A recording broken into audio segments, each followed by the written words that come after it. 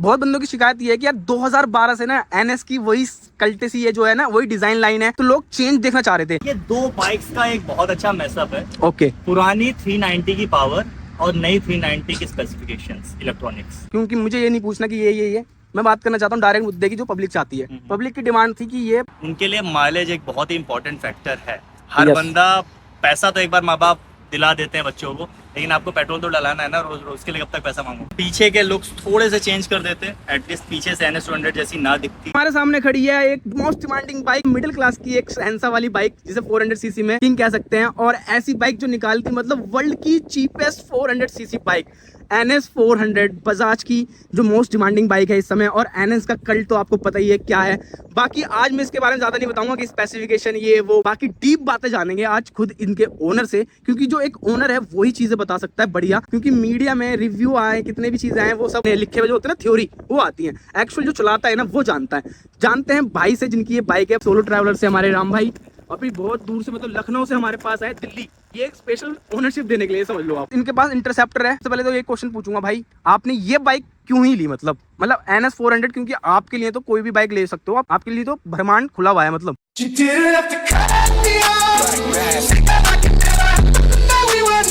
तो ये रीजन क्या था लेने का? मेरे पास NS200 भी है, ठीक है, और पल्सर LS 135 भी है, ठीक है। यानी कि इससे मुझे पता चल रहा है कि आप बजाज फैन बॉय हैं। ऐसा कुछ बजाज फैन बॉय नहीं हूँ। LS मेरी पहली बाइक थी और मैं रिग्रेट करता हूँ उसको लेना, क्योंकि उसका इंजन बिल्कुल सक्सेसफुल नहीं था, बहुत दिक्कत हुई। सोचा था मैं बजाज की कोई बाइक्स कंसीडर नहीं करूंगा, ठीक है। बट फिर NS200 आई। वो उस जमाने की बात है जब बजाज की थोड़ा वाइब्रेशन इशू वगैरह रहते थे ज्यादा। NS200 आई और मेरे 2-3 फ्रेंड्स ने परचेज की, मैंने चला के देखा तो काफी अच्छे बाइक्स मिले मुझे, और ड्यूक 200 जैसा परफॉर्मेंस और उससे काफी कम प्राइस में, बजट फ्रेंडली, तो वो मैंने ली। और उसके बाद मैं काफी खुश हूँ कि उसमें कभी कोई दिक्कत नहीं आई, और अभी भी सेम परफॉर्मेंस वो डिलीवर करती है। ओके। मैंने इंटरसेप्टर ले ली और उसको चला के भाई, वो तो मतलब प्यार है वो मेरा, रॉ है, मतलब से बोल सकते हैं एकदम रॉ पावर। बट वो बाइक काफी ज्यादा हैवी थी। ओके। वो हैवी तो उसको मैं हर जगह यूज नहीं कर सकता हूँ। मुझे एकदम जैसे दुकान तक जाना, सामान लेने के लिए निकालना है, या फिर संडे को कोई राइड है और मेरा मन नहीं कर रहा कि मैं उतनी भारी बाइक लेके जाऊं, या फिर माउंटेन्स पे जाना है, बारिश का मौसम है तो वहाँ पे उसको कैरी करना मुश्किल है, कहीं फंस गई तो खींच नहीं पाएंगे, बहुत भारी है। तो मुझे ऐसी बाइक चाहिए थी कॉम्पैक्ट हो और पावर अच्छी हो। NS200 चलाते चलाते अब मुझे थोड़ी सी अंडर पावर फील होने लग गई थी इंटरसेप्टर के बाद से। तो फिर मैंने 2-3 बाइक कंसीडर की, जैसे आपका ड्यूक 390 हो गई, RTR 310 हो गई, और भी 2-3 नेकेड बाइक्स थी, जैसे BMW की G310 आर आती है।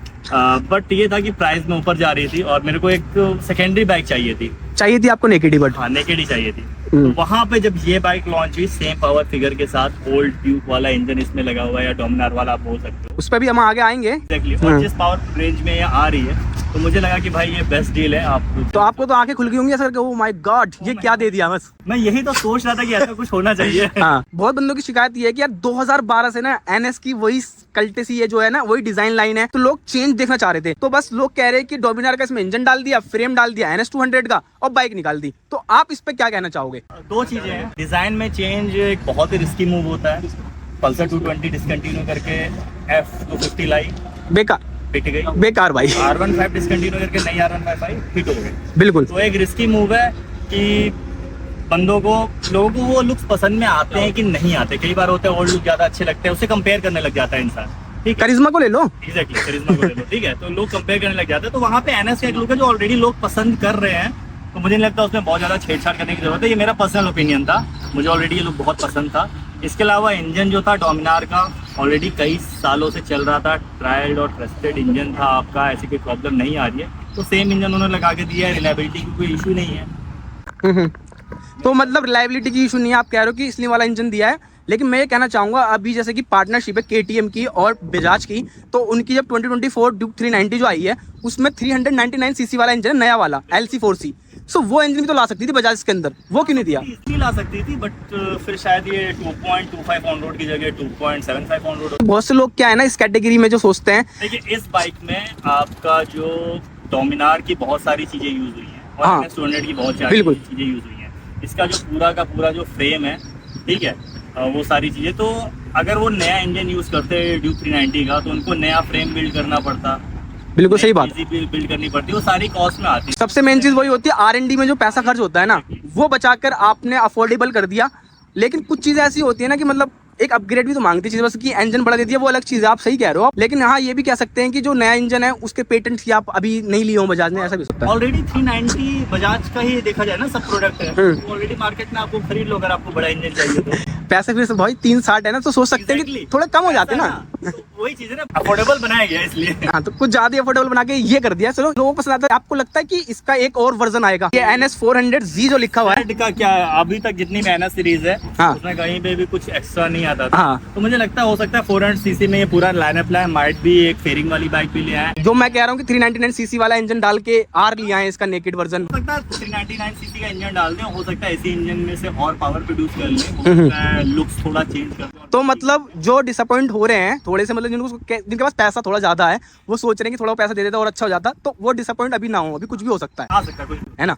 चलो ठीक है, अब बात करते हैं परफॉर्मेंस की, क्योंकि भाई डोमिनार में तो ये चस्का हमने चख लिया है इस इंजन का। बाकी इसमें कैसा फील हो रहा है, क्योंकि फ्रेम अलग है, इसके जो पोस्चर है, सीटिंग का, वो सब कुछ अलग है, तो इसमें कैसा मजा देता है ये इंजन? आई थिंक डोमिनार आप लोग सबने चलाई होगी, पुरानी बाइक है और अच्छा खासा एक्सेलरेशन रहता है उसका, जबकि वो हैवी है। कई लोग उसको ओल्ड 390 से कंपेयर करते थे, एक्सेलरेशन टेस्ट भी करते थे, तो बहुत ज़्यादा डिफरेंस नहीं आता था।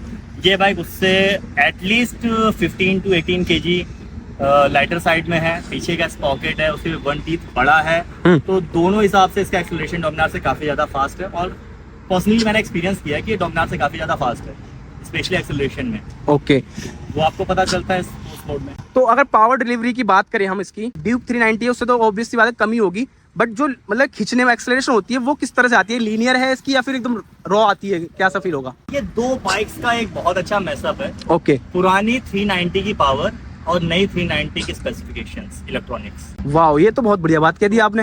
वो बाइक लोग तो ये ढूंढते हैं, मतलब एग्जैक्टली तरसते हैं इसके लिए। पुरानी 390 वाली सेम फील देती है, जब मैं इसको चलाता हूँ मुझे फील आती है मैं पुरानी 390 चला रहा हूँ, बट उससे ज्यादा रिफाइंड। ओह, ठीक है, वो 390 की पावर बट उससे ज्यादा रिफाइंड वे में, और स्पेसिफिकेशन जो नई वाली 390 में राइड बाय वायर है, राइडिंग मोड्स है, ट्रैक्शन कंट्रोल है, वो सारी चीजें इसमें देखने को मिल जाती है। तो एक बहुत ही अच्छा कॉम्बिनेशन देखने को मिला मुझे, मैंने ये फिर बाइक चूज की। तो ये ऑन रोड कितने की पड़ी आपको वैसे भाई? 2.25 2,25,000 रुपए की पड़ी है ऑन रोड, बहुत अच्छी है यार, मतलब इस बजट में तो पता ही है। बाकी आपने कितने चला दी है?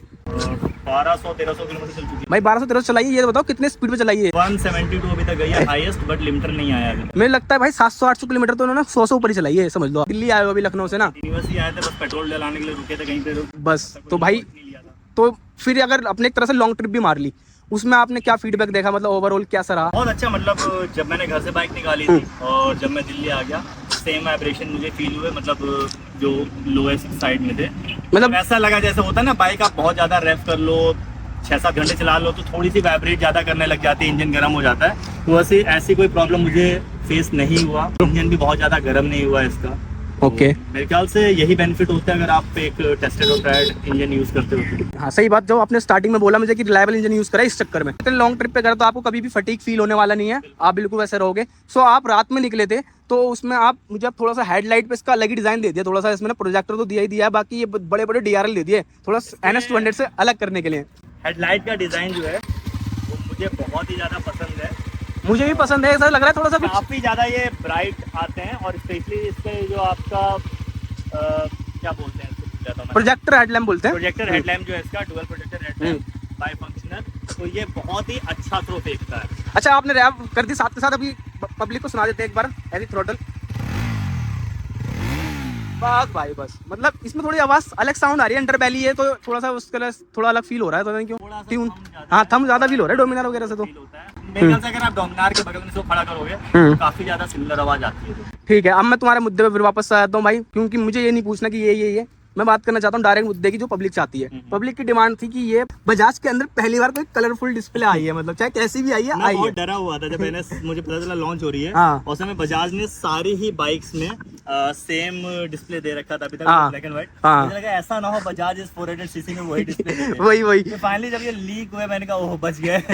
वैसे लेकिन ये अप टू द मार्क तो नहीं, जो सेगमेंट में मार्केट में आती है उसके हिसाब तो नहीं, लेकिन हाँ जिस प्राइस पॉइंट पर आ रहा है तो भाई उसमें कोई हम शिकायत भी नहीं कर सकते, मेरे हिसाब से बहुत ठीक है। तो सारी चीजें मिल जाती हैं इसमें, जो बेसिक चीजें होती हैं सारी, कनेक्टिविटी थोड़ी बहुत वो सब चीज आ जाती है। Connectivity, traction control, riding modes, अच्छा राइडिंग मोड्स भी आते हैं इसमें? टाइम सब कुछ है। ओके, और स्विचेबल ABS? ट्रैक्शन कंट्रोल आप ऑन ऑफ कर सकते हो, एबीएस आप ऑन ऑफ नहीं कर सकते, बट इसमें जो आपका एक ऑफ रोड मोड है, ओके उसमें अगर आप चलाओगे तो पीछे वाले एबीएस आप अब वो फिर वही हो गया, फिर वो हो गया स्विचेबल एबीएस हो गया फिर। मोटो बोलते हैं आपको। हाँ वो ऐसी अपाचे आरटीआर 310 में भी वो उस तरह से ही देते हैं। बाकी अब हम बात करते हैं सीट की, तो सीट की क्या मतलब क्या पोजीशन है, मतलब कितनी कंफर्टेबल है कितनी नहीं? कंफर्टेबल है, NS 200 की सेम सीट इसमें यूज हो रही है, कोई डिफरेंस नहीं लगता। और NS की सीट मुझे one of the most comfortable seats लगती है नेकेड बाइक में, बहुत ज्यादा ट्रैवल उस पे की है। वर्टिकल में चला के आ रहा हूँ 8 घंटे की राइड। ठीक है, तो फ्यूल टैंक कैपेसिटी इसकी भी सेम ही है NS वाली? ये एक बहुत बुरी चीज है। अच्छा, तो इसकी तो एक ये जो एक दुख है मुझे हाँ कि 25 के माइलेज के साथ 12 लीटर का पेट्रोल टैंक थोड़ा सा कम हो जाता है, एटलीस्ट 14 लीटर का होना चाहिए। जेरी कैन दिख रही है मुझे यहाँ पे 2 लगी हुई। ठीक है, पेट्रोल टैंक बड़ा होना चाहिए था, बट कोई नहीं। तो भाई बस लास्ट एक कंक्लूजन दे दो मुझे कि ये बाइक किन बंदों के लिए अच्छी है और किन के लिए नहीं, और क्यों ये लेनी चाहिए? मेरे ख्याल से जो भी बंदा 200 या 250 सीसी से ऊपर अपग्रेड करना चाहता है,